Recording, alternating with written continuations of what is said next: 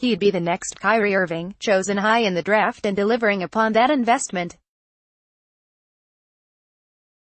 So finding the funds in the 2018 draft is no easy feat, especially when teams either did really smart stuff, like Memphis taking Jaren Jackson Jr. with the 4th pick, exactly where he belonged, or really shaky stuff, like Orlando betting on Mo Bamba, who wasn't an overwhelming scorer in college or AAU. There might not have been a lot of steals in this draft, but there at least was some petty crime transacted. NBA Draft 2018, complete analysis of all 60 selections. Colin Sexton, PG, Cavaliers, 8th overall. Whether Sexton will outperform the player chosen directly ahead of him, Wendell Carter Jr.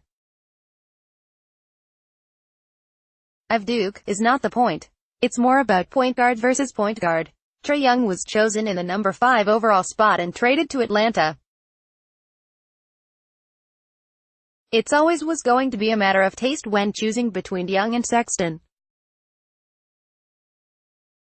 But Sexton comes with fewer concerns. He is electrically quick, can get past his man almost at will, is tough and physical and has deep range.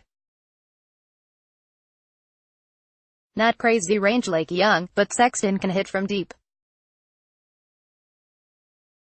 He needs to become more consistent as a shooter, but he played in an offense that did not always flow beautifully and often had to create opportunities for himself under shot clock pressure. Young has amazing range and is as good a passer as has entered the league in a decade. However, his frail build and indifference to defense could become problematic for him when winning games matters more than merely performing.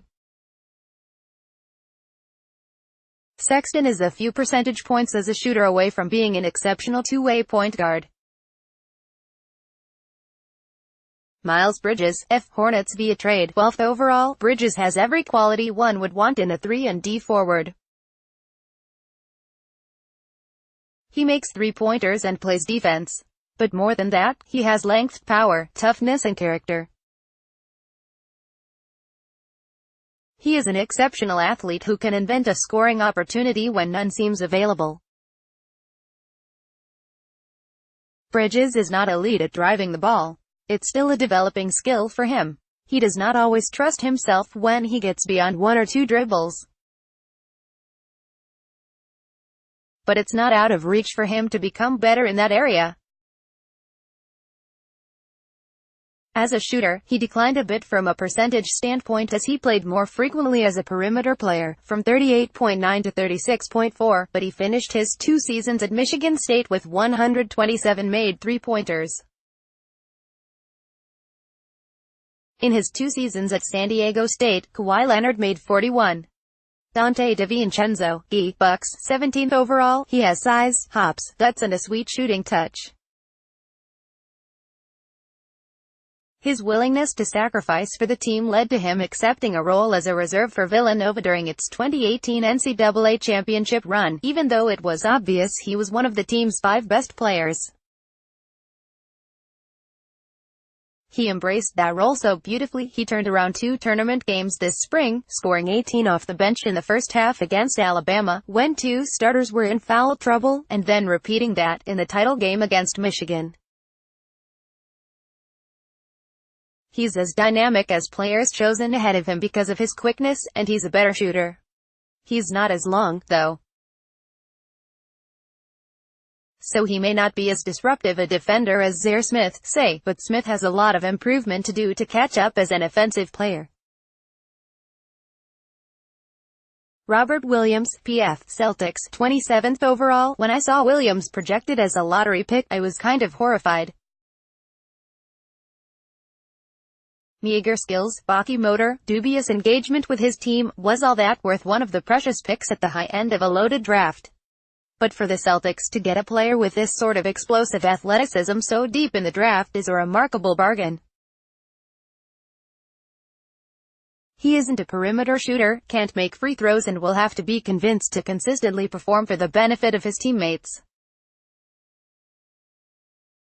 But even if he never makes all that much progress with the first two, the strong culture in the Celtics organization assures he'll have almost no choice but to conform to the standards set there.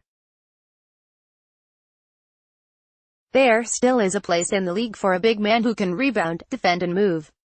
Jacob Evans, G. Warriors, 28th overall. Smart organizations do smart things. We've seen that for a couple decades with the Spurs, and the Warriors have earned that reputation this decade with excellent pickups like Jordan Bell as a second-rounder last year. In Evans, they're getting a player who can play all three perimeter positions. Many don't know Evans can play point guard, but he did it occasionally last season for Cincinnati and would have had a shot at playing there full-time had he returned to the Bearcats for his senior year. Evans not only can function on offense in those three roles, but he can also defend them, as well.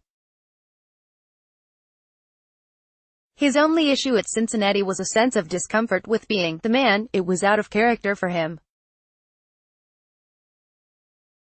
He took on big moments occasionally, but he never embraced the possibility of serving as the team's first option or star. That won't be a problem now. Kevin Durant is there. Stephen Curry is there. Evans can be a player who fills whatever role is assigned to him. He'll eagerly embrace that role and do it as well as the Warriors can hope. The best team in the NBA just got better. Again.